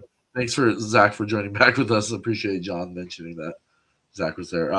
Did you hear what was being mentioned, Zach? Do you want to have a take on what's going on? I cannot say enough about how important reputation, making sure your checks are good, making sure that you're being transparent with the clients you're working with is in this industry. I will say that a lot of people somehow manage to get a bad reputation from some circles and then do go a different route. And even though their reputation might not be well known, they're able to work with a different clientele. So be wary of that. Yeah, that's important. Yeah, it's always good to have a reputable dealer or anyone that's very knowledgeable. So yeah, I can't echo that enough, is to talk to the right people, do your research, due diligence on who you're working with. And you guys are all leaders in the space, so if you guys want to contact anyone here, feel free to reach out, and I will share the contact information at the end of this video or this podcast. And yeah. Okay, let's get on. So there's tons of questions from the audience, so I'll just try to get through it. Let's see. Financial literacy is still missing from. Okay. Why are numismatics and the financial literacy still missing from formal education? Christian touched on that a little bit about how education, there's a huge gap on educating the younger generation in general. But what's your guys' take on that? Like, what is like some education that you see, through traditional means? Is it through K through 12? Is it through college? Is it just completely separated? Like, what's your guys' take? I'll chip in first because I've actually looked into the path of becoming a teacher myself, having tutored friends and family in mathematics and chemistry. I still love math. Every so often I'll read random Wikipedia articles about the elements just for fun. But the absence of financial literacy and numismatics is due in part to the administration dictating what teachers are allowed to teach. A lot of teachers, depending on the school system, are given a list of topics that they have to get through every single year, every single class that they teach. And it just leaves so little room for the teacher in the position to talk extra beyond that. History classes are going to be the best bet for getting coins involved on the numismatic side. Finances, there's almost no room for finances unless it's an extracurricular that the school has sponsored. Even math, the most you might get from the average math class is your word question that most people are going to gloss over, trying to solve for X, rather than get the actual take on how to manage your finances. So my response to that is it's because of how classes are dictated to be taught from administration. Yeah. I would agree. Like having been in classrooms for 15 years, especially in the United States, it is dictated. Really creative teachers find ways to bring it in. The places I've seen it come the closest. And for me, when I taught economics, I always made sure there was a unit on personal finance, even though that's not even in the economics curriculum, right? That's not economics, that we're talking financial literacy here. I think that what we've seen, and I think when I left the classroom about 7-8 years ago and went into school administration, what we've really seen is kids pushing back against this. Like every school I've been at has had a movement of kids that go, I want you to teach me how to cook. I want you to teach me how to sew. And I want you to teach me how to budget my money. Because kids are feeling unprepared, right? And so it's really an interesting phenomenon because I would have never asked for home ec in school. Like I hated it. They made me do it. It was not my thing, right? But I do know how to sew now because of it, right? Like I did take something away. But the kids themselves are pushing back for this. And when that happens, administration listens because then you have parents complain and you have, teacher can rattle on all they want about this is what's best for kids, blah, blah, blah. And they're like, yeah, just do, just go away.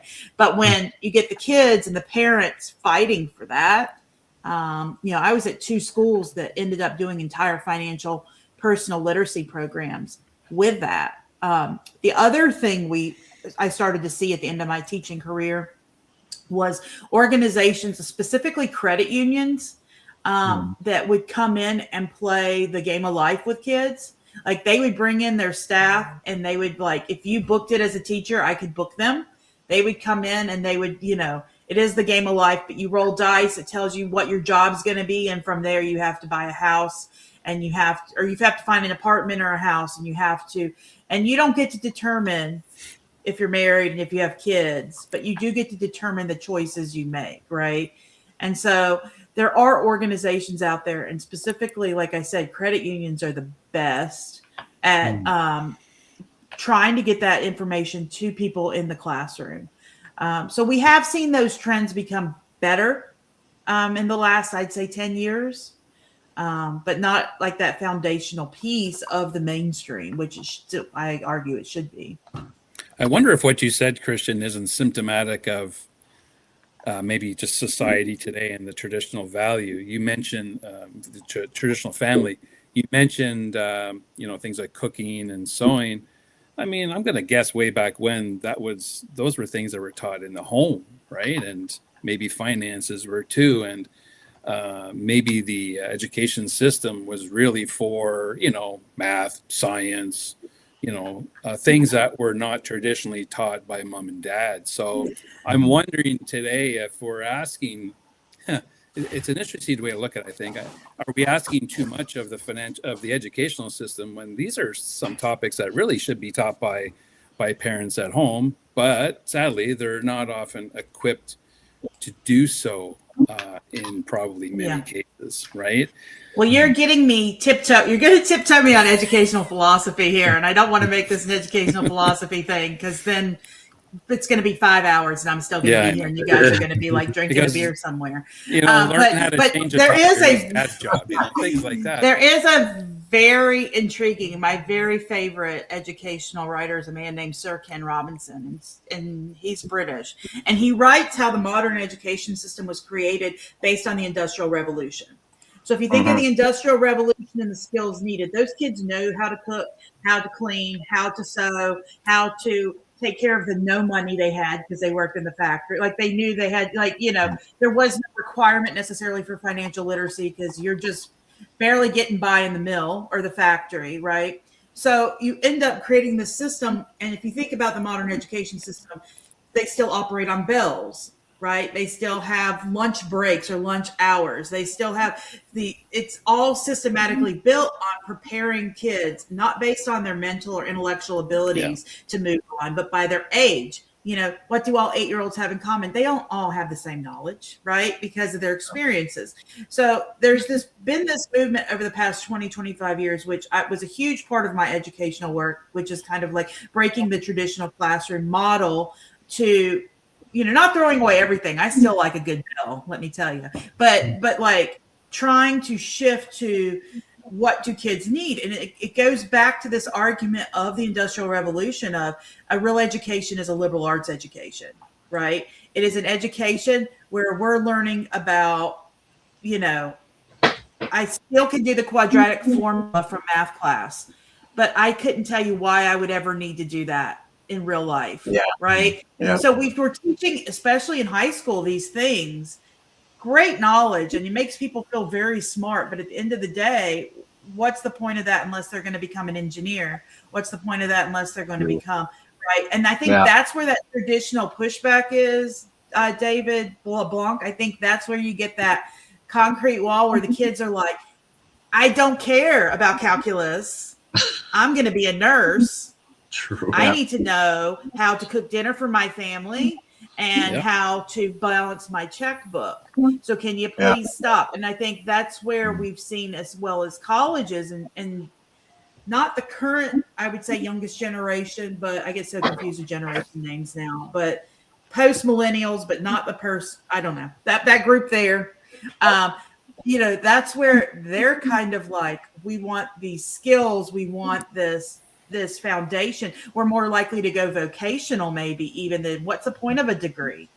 My parents, my dad, I'm the first in my family to go to college, and it was get a degree. If you get a degree, you will be comfortable for your entire life. And then my entire generation got a degree, and none of us are comfortable for our entire lives because we all have degrees, right? So we do see this shift in education, and financial literacy is right there on the cusp of that, to where Industrial Revolution didn't necessarily need it unless you were a factory owner, in which case you're not going to regular school, right? To modern education, which has kind of just skirted over it because we're so focused on making sure seniors have calculus and can read advanced literature and world literature and American literature. And the question is kind of from the Renaissance. Is it about, and this is very philosophical, and then I'm going to turn it back over to coin collecting here, I promise. But like, is our goal, is our job to create this holistic human being who can recite poetry, who is a Renaissance man, who can do advanced math in their spare time and can cook dinner and can do all these things? Or is it to create a more functional society? And I think that's where kids today are really trapped, because they want that knowledge of the basics and financial literacy, but it's not there because we're still in a classical model. Yeah, it's an issue that's going to take a long time to get worked out. Like you said, internet took 30 years. How long will that take? Right. But I wanted to quickly go. There was something I wanted to ask, and it slipped my mind earlier, but I think it's important. I'd like just for a response from each of you on how you feel AI is going to directly, if it's going to affect you in what you do in your business or with your career. If you could just quickly let me know. I have this conversation often, and I love other people's perspective. So whoever wants to jump in. Myself for a long period of time now. Because my next phrase that you interrupted with was going to be, and who knows what AI is going to do. I was last a school administrator the first year ChatGPT became available to everybody. And it became a panic. It became a freak. Everyone's going to cheat. And the reality is, in my opinion, it's a matter of us as educators and as adults at the time of kind of this evolution of trying to help people use it as a tool and not as a device to survive. True. I see this and I see it. It really plays on people who are insecure in their knowledge and their abilities. It's like, oh, I have this saving grace, right? It also feels to people like me that it devalues our skills, that I spent all these years learning all this stuff for what, when I can now just ask AI and it gives a better answer than I ever could, right? So my personal thing is, I think it's going to explode in a negative way to where we're not sure exactly what's real and what's not. But my advice to anyone who has power or a platform is to encourage people to use it as a tool. Yeah, I guess I should have clarified a little, and thank you for that. I was kind of asking what in particular you see what you're doing right now with work. Like, I'll give you an example for me. I tell my coworkers all the time, you're not going to, AI is not going to, it's going to assist us, and it already does, but this is a person to person business. So an AI agent isn't going to call Mr. Jones and offer him, a special piece. It's just not, I don't see that ever happening. Maybe I'm wrong. I've been wrong before, but it's really a person to person business. And I think that insulates us. And it gives, and that's my point of bringing it up, is that this world we're in, I think that we do have insulation from what might be coming down the pike. I mean, for me, it's about giving advice to a specific individual based on their specific needs, wants, wishes, emotions, financial situation. I like AI in a way because when I have a knowledgeable client coming to me, that helps out the conversation. We have a richer conversation. If I have, for example, I will encourage them to, learn more about Bullion, learn about spot price, learn about premium. So at least they have a basic foundation so we can have a nice rich conversation. For someone who comes to me with no knowledge whatsoever about what gold is, what silver is, what spot price means, that's just going to mean it takes us more time to at least get to those definitions, get to that basic level of understanding, so we can have a more fulsome conversation about their needs, their wants, their wishes. So it's a tool. It's an evolution like, the internet was, and now we're inundated with information. Now we have to decipher what's relevant to us. And this is just another step on that journey of hopefully deciphering and making it more clear, but it does not prevent me from giving advice based on an individual's specific needs. That's wonderful. Great. Yeah, for me, AI has pretty much killed my college degree. I studied film, video, graphic design, and game design in college. All of which is being replaced by AI right now. And yes, there's the pushback. There is the wants from the people that did study that, like myself, that want AI out of the business. But unfortunately, there's the people that sit on top of the factories that realize that AI can provide them a good enough, quick enough response where they don't need to spend X amount of dollars hiring someone. So like I said, my college degree is now worthless in that regard. That being said, on the coin side of things, just going to reference my books for 2 seconds. I did build my own website around the books to allow people to pick and choose the dates, varieties, etc., that they want listed. That's where the skills that I learned in college have come into play, where I'm working for myself, where I can do my own thing because I can't ask AI to build that integrated of a system. AI will never be able to catch up to the human mind and what we want, unless the human mind was limited beforehand. But as professional going to school, anyone that studied the graphic arts or communications media is facing a increasingly uphill battle to retain a job or even find a job if you haven't found one already. Coins, we're very fortunate as being tangible. You have to look at them, and anyone that's looked at AI generated images of coins will see that AI has a long way to go to catch up on generating a convincing fake image of a coin. Because they still can't get "In God We Trust" right on an American quarter, for example. So I think coins for the time being are safe from AI. Most other things that need like promotions, advertisements are any marketing needs are becoming a little bit more difficult for a human to keep up with. I think just too in general, as the pendulum continues to shift towards technology, AI, it's just another step further removed from humanness. And I think at some point people are looking for more humanness, human interaction, dealing with an individual, sure, I could get probably 80% of what I need from AI, but I see some people just saying, no, I don't want to because it just feels wrong. I'd rather talk to a real life person because I don't like the direction kind of the world is going. Everything doesn't have to be technology, and I'm not anti-technology, but there are some things in life that, I don't like the speed it's going or in certain areas it's going. I mean, I think, automation. in despite eBay, if you think about like there's still coin shows, there's still card shows, there's still like you're talking about that human connection. I don't see coin shows going away because of AI, right? I think it'll still be, like you said, protected. Tanya. Yeah, I think automation has done a lot for like moving things forward, just not in the realm of AI as we see it now. Like when we switched over from horse and buggy to automobiles, because that was a faster means of travel. Automobile, it's self-propelling. It's in the definition. Same with traffic lights. Traffic lights used to be operated by hand, and one individual.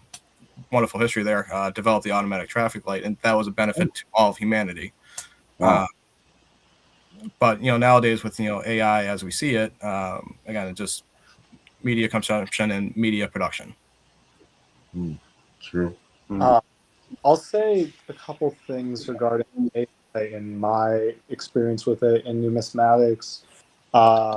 In terms of like how I use it on a day-to-day basis, first of all, I had AI basically for all 4 years of college as a possibility. I didn't use it at all. I figured I'm smart enough to not be able to use it. Every single other person in my class uses it. I mean, I used it maybe once to like help format, and I was a history major, so it was a lot of writing.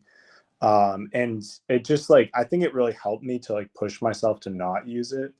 Now in my job, I kind of use it on the buy side a little bit. Let's say someone's asking me a ton of questions about coins.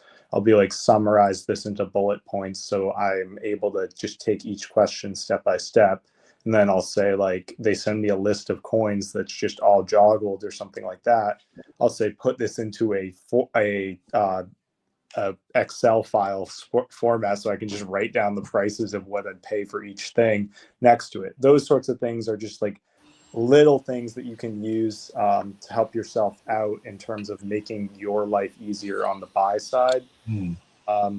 And then like if you have encountered issues with our website or our backend for our website to ask questions, prompts, and that sort of thing, that is a really useful tool.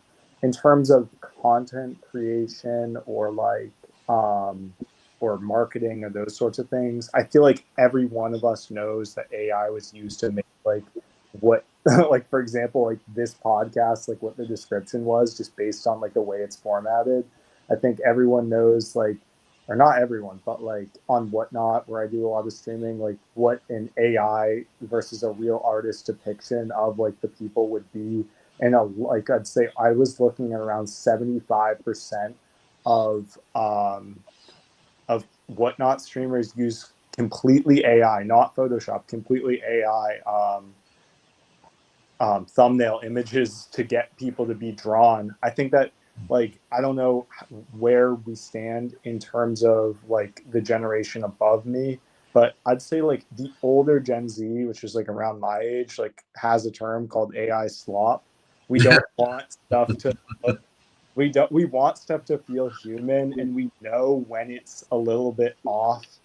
It's like it's almost too perfect. I every time I look at a company logo and it's like obviously AI because it just you're like, no way a real this doesn't seem human. A graphic designer wouldn't come up with this. I'm like, it makes me look down upon that person. Like, you're that lazy and you're not going to provide a job to anyone to make this, or you're not going to do it yourself. I have no concept of how many other people there are in this country, or what percent of people like would be dissuaded by the fact that someone's relying on AI as a crutch for their business. But I do notice it myself, and I think there's probably quite a few other people that would appreciate the human connection almost in just like the most basic of things. Yeah, it's true. Yeah, definitely.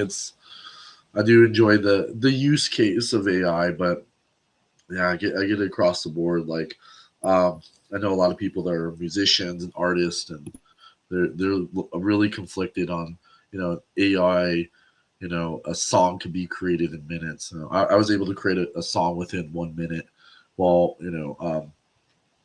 one of my friends was like, "Oh, well, I sing, like I gotta produce the music, and I do all that." I'm like, "Oh yeah, I just dropped the lyrics in there." I'm just like, and they're like, "This is terrible," you know what I mean? So I'm like, I don't knock anybody that's like, AI and the real value that humans can make. And I know there's going to be that differentiating value that people are going to seek out for, like, especially, well, music industry for people I know. And then like that human interaction with the, coins and precious metals and talking to the real people. It's like, you really can't take away from that. Like, you can't recreate a coin and expect them to buy it. There's no recreation. There's no. So that to me is important to see that AI is a tool, but yeah, you don't want to like utilize it for every single aspect. Use it as a crutch. Use it as your identity per se. And that's what really drives like that personal touch for anybody here, especially you guys being having that knowledge gap and being able to be educators in the space. So we can never recreate you guys. And like Morgan Freeman, they're going to turn his voice into like everything, kind of thing. And then voice boxes came out. You can just like record your voice and put it on anything as well. So it's like, there's use case, but there's also that value for human interconnection. And that's like, we come full circle there, education and everything, just knowing that this is someone that just fully used AI compared to, there's some value there. So I do agree. I use AI a lot, but at the same time, I have to actually educate myself in a lot of things. So And AI for me is more, maybe I'm wrong, but it's more about knowledge based, right? Facts, giving you the answer. But, we're not just about facts and giving the answer. We're about sharing our experiences, our opinions, our values, our principles. We all come from different backgrounds, different cultures. And, can AI bring that richness to a conversation? Or is it just, show me the best way to get from A to B in the most efficient manner? It's great for that. But yeah. In my world, I'm hoping that they can fine tune the coin identification pictures so it can tell a genuine 1943 copper. So I don't get 3 million calls a day that are like I would love that tool that you're like, oh, just download whatever, take a pic. Oh yeah, okay, I think like again tools, especially for people who are watching TikTok videos or Instagram and they think they're suddenly a millionaire because they have a certain coin. I could see AI eventually being fine-tuned to the point to where that helps as far as education, to where they don't have to go and take it to a coin dealer who, puts it to a magnet and goes, oh, sorry, that type of thing. That's so true. Yeah, we get those messages all the time. They're like, "Oh, I have this penny collection. Like, this could be rare," and I'm like, "This is just buffalo nickels or something, or like, maybe some mercury dimes or something, but nothing too." Oh, or it's a quarter with a drummer on the back. We get that. Right. They're like, it's from, it's like, yep. Oh yeah, yeah, like a bicentennial. Yeah. Yeah, so we're coming up in the hour. I know it's going to be like a last question here because it's just, drag you guys along for another hour here, but then we could go on forever. Yeah, we'll start with Zach. I'll put you guys' information here. So, yeah, what's your take on where you're heading out, personally, and what's going on with Flower Hills? Like, what's what do you look forward to in the next like quarter? Maybe the near future. You said you're going to certain events. How can people get a hold of you? Yeah, Flower Hill it's definitely going to be an incredibly big year for us because we are opening a new, or I guess transitioning to a retail location as we're like at an office, which is by appointment only. And we here for maybe the past 3 years. I say we, but I joined the team in August. So the company has been in this office in Woodbury in Long Island. We get a lot of calls from upstate New York because there's also a Woodbury in upstate New York, which is a bit frustrating to have two of the same town names in the same state. So Woodbury in Long Island, and then our new location will be in Plainview, which is around 20 minutes away. It's going to be an incredible showroom, and in the age of like a lot of coin shops like closing down and switching away from that retail model to have like to be a new coin shop like in the game, and have like the oldest person that works here is 34 years old, to get an example of like where we stand as a company. I think that is just like gonna bring a lot of energy and community into what we're trying to do with our company in the future. And then of course we're going to do the show circuit. If we're not set up at a major national show, you can probably say hi to me, because I fly out and buy at almost every single one of them besides the West Coast stuff. I wasn't at Long Beach. It's impractical to go there for 2 days from New York. So if you want to reach out to me, it's my Instagram is zr.rare.coin. I recently made a TikTok account, and I was able to get the username Rare Coin Dealer on TikTok. Which was that not to be? How's that not taken? Yeah. Every Tuesday I'm live on Whatnot under Flower Hill Collectibles as well. So say you saw me from the American Coin and Currency podcasts in the chat if you do find your way into our Whatnot stream. And that's our website. You can find our entire list of collectibles. Give us a call. Say you're asking for Zach. If you see something you're interested in, I'll give you a better price because you saw me from this podcast. So fantastic. Yeah, get a hold of Zach. 516-588. Numbers are 516-588-9189. flowerhillscollectibles.com. You can check out what they're going on their website. Definitely mention Zach as well. And one last thing, this podcast, as well as some others, have inspired us to potentially start our own when we get into the new space as well. So look forward to that. Love that. Yeah, I'll reach out and see if we can go on with you guys. Let's see. Move on to got Precious Metals Coach at proton.me, selfsufficientyou.wixsite.com. Welcome podcast. What's I should mention who, but David LeBlanc, what is going on with you? What's your take on the industry? Exciting things you're working on, clients, whatnot you can mention. Yeah, there's lots going on. I mean, as I mentioned before, with the metals prices where they're at, that's I guess inspired a lot of new people into the space for a variety of reasons. Nice to see young and old. That's the beauty about precious metals. It's for anyone at any stage and any age, right? You don't have to be a millionaire, right? You don't have to be someone who's older. It's for young people. It's for anyone at whatever salary, whatever income you're earning, because it's real money, and it's been money that we've used for thousands of years. And a lot of people kind of forget that. They often only see it as an investment and feel like, well, I don't have enough money yet to buy it. Well, they're not like stocks and bonds. So I'm happy to see a lot of new people getting interested in the space. I'll be curious to see if anyone, how many people get shaken out. They got all excited when silver a few weeks ago was at its super duper high, and then it got smacked down a few times. We'll see if people will stick around and if they're still interested. Because in my opinion, as I said, it's real money. So it's not a timing issue. It's not, is it too expensive to buy? I mean, just look at gold. 10 years ago, you could buy it for less than half of what's today, and they probably thought it was too expensive then. So in my opinion, the best time to buy it is when you can. Don't worry about the timing.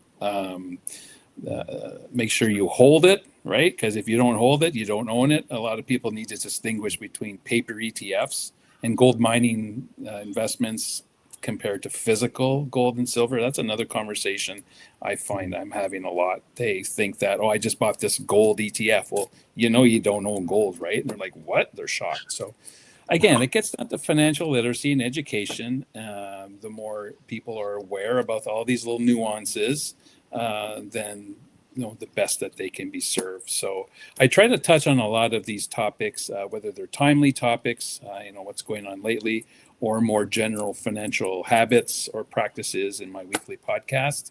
It's on Apple Podcasts and Spotify. It's called The Precious Metals Coach. So I go into a lot of these other educational topics or more timely topics to help people navigate what's happening today so they can hopefully make the best decisions they can. And of course, I have my coaching program. I have my coaching services. People can book a 15-minute free discovery call if they want to ask their burning question and get some answers to see if precious metals and coaching may be right for them. And all that information is on my website. Sure. Yeah. Check out the website. All the information is provided below. You can get a hold of David LeBlanc directly at preciousmetalscoach@proton.me. So, yeah, thanks for being here. And we'll move on to David Donahue. You got your information here. What's going on with you, David? I know you're working on the albums. You mentioned you got some clients from possibly from us, and like, what do you look forward to? Like, what you're building?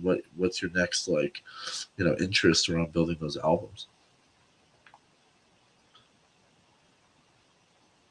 Oh, is that me? There's audio. Oh, you're muted. Here, I'll mute you. That was me. So the albums will kind of always be a thing for me as long as I can get supplies. As long as the supply chains remain undisrupted, I will continue making them. Per request, I'll continue designing templates for the website. Website being here. The website I built from scratch, wrote the code all on my own from like a notepad file. And there's tools on the website where people can customize an album. They can pick and choose the dates, the varieties. They can see the layout as they're building it. Really make it their own album, make it suitable for their collection. As it stands, there are over 100 different album selections on the website. It's a number that will expand as time goes on. Most of the US has been represented so far. We got 2 signed pieces on the screen, for example. People can choose if they want an album that excludes the 1873 gap, which is normally included. If they want the major varieties, like the Fancy 5, the Plain 5, the 67 double die obverse. And if they want anything beyond that, like what's in the Cherry Picker's Guide, they can always reach out to me and say, hey, I want an extra slot for this coin. Not a problem. Again, there's over 100 different album selections on the website, with more to come as I diversify into foreign coins and foreign coin albums. It's a whole untapped market right there. Typesets for the mint specific types, or just general per country typesets. Year sets as well. If someone wants a birth year set or a family ancestry set, I'd be the guy to go to. So I'm going to continue working on the custom albums. Eventually, I will launch an online store where people can buy coins from that website from me, coins that are good for the album. Not necessarily the ones that I sell. I'd be okay with that. But album quality coins to continue the spirit of the hobby that stems from that direction of filling in the old folders, the old albums, and just to help get more people into this hobby. Fantastic. Yeah. DonahueNumismatics.com. Check out what David Donahue is building. You can always set up for custom albums, and feel free to reach out. There's a lot going on, especially anything specific you're looking for. He'd be willing to work with you. So we are moving on to Christian. Did it let me post it? Okay, cool. All right. So what's going on, Christian? You have some events happening in NA. You guys are going to be everywhere this year, it sounds like. What are you excited about? What do you look forward to? What you working on? Yeah, in the beginning, I mentioned the Numismatic Diploma Program will be available to ANA members. They can purchase the program. Each course is $75, much cheaper than the old book set. So that is our numismatic diploma program that will be available mid-March. We have, obviously, I hope to see you there, Zach, at the National Money Show. I'll be at Ernie's Treasure Tree House with the kids. So stop by the kids area and say hi. In Savannah, very excited about that show, which is coming up. And then we also this year will have the World's Fair of Money in Pittsburgh. So we'll be back in Pittsburgh in August. I am also, like I said, super amped about the semi-quincentennial America 250. If you go to money.org/education, you'll find that we have information up for the kids on Parks Project. You can volunteer. You can see that our different educational offerings, including our e-learning academy, we have bi-monthly Numismatalk live webinars. Where we have speakers who speak on numismatic topics. If there's something you guys want to talk about, your specialty, let me know. Just send me an email and we'll schedule a Numismatalk for you. If you're listening and you're under 18 and you're a member of the ANA, you can join our YNA, which is our Young Numismatists of America, which is super exciting. It's our online virtual club. So we have, as I said, 117 kids from, I think at this point, we're up to like 37 different states and 4 different countries in that club. We meet the first Friday of every month.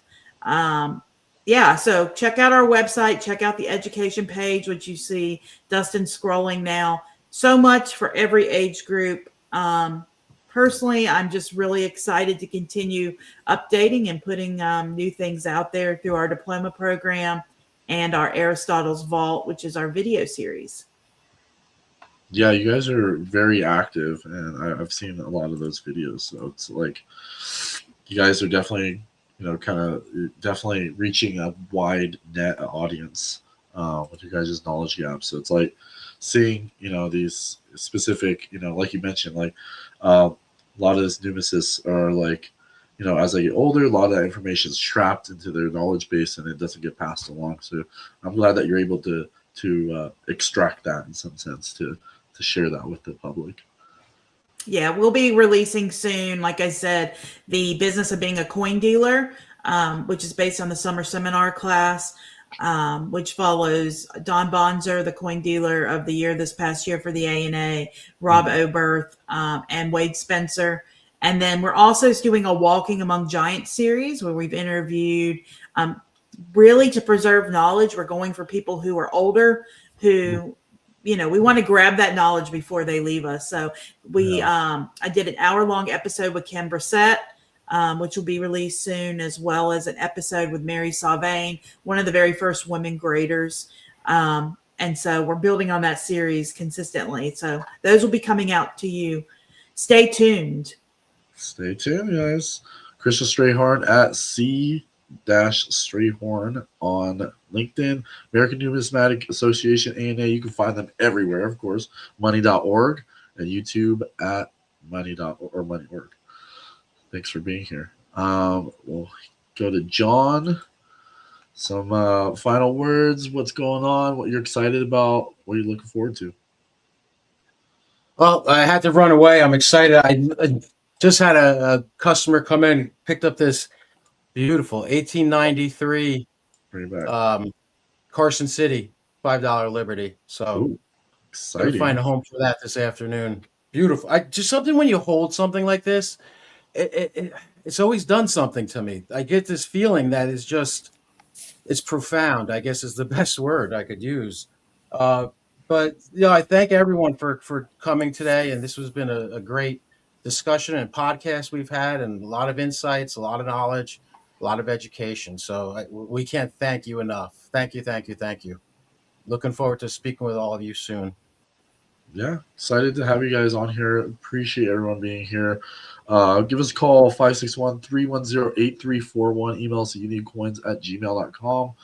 Our website is coinandcurrency.net. You can find us on eBay, American CC, and you can find us at your local coin shops in West Palm Beach. Reach out. You can find us on Yelp and Google Maps. Final words. I guess a quick one from everyone. How was your experience here? And I'd like to have you guys on again for another one.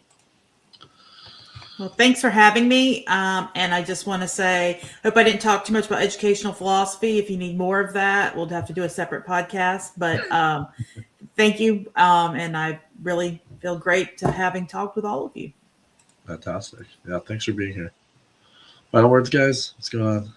Or Just for me, just thanks for doing this. I think one of the keys to financial literacy for those people watching or listening is to participate in watching shows like this, right? The more you can absorb, and then you take what's good for you and you shed the rest, and that's how you'll learn and hopefully make the best decisions you can in the world of precious metals and anything else. So thanks for doing this. Look forward to doing another one. fantastic. Donahue, final words. Glad to be here again. I'm looking forward to the next opportunity. Always happy to talk about coins and getting more people into this hobby, and sharing this wonderful experience that the six of us here have enjoyed so far, and keeping this alive for generations to come. Fantastic. Thanks again, Donahue. Zach. Yeah, final words. y'all having me on for the second time. I'm glad I was able to be on with a group of people with like a broad range of like expertise in different realms of this industry, and look forward to being able to have the opportunity to go on again, or maybe have you guys on if we have our own thing going on as well. So yeah, thank you. I got to go sell some coins. So Yeah, get some coins, guys. Appreciate it. Yeah, thanks for everyone being here, leaders and experts in the space. We shared all their information on the comments here, and yeah, we'll see you guys on the next one, 1 p.m. Eastern, Thursdays. We'll be back next week for another panel. So thanks everyone. Thank you. Bye for now. Thank you.